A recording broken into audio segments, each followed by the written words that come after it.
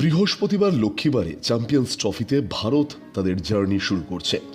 ভারত মুখোমুখি হতে চলেছে বাংলাদেশের।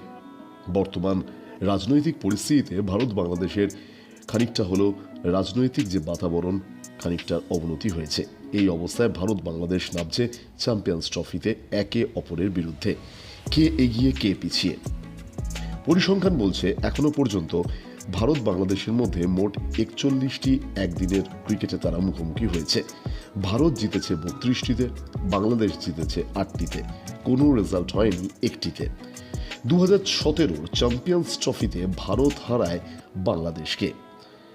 আসুন এবার একটু যদি এশিয়ার দিকে নজর রাখা যায়, তাহলে এশিয়ার মাটিতে ভারত জিতেছে 27 বার, বাংলাদেশ জিতেছে 7 বার।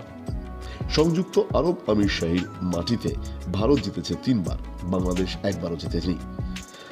আইসিসি টুর্নামেন্টে যদি এক নজরে তাকানো যায়, তাহলে ভারত জিতেছে 4 বার, বাংলাদেশ জিতেছে 1 বার।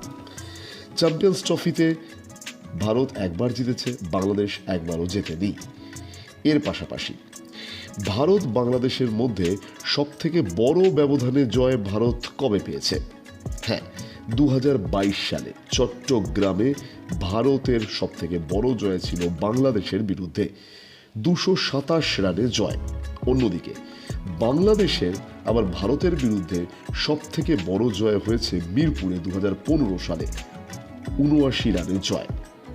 সবকিছু মিলিয়ে ভারত বাংলাদেশের মধ্যে এখনো পর্যন্ত 41টা একদিনের ক্রিকেটে ভারত জিতেছে 32 বার।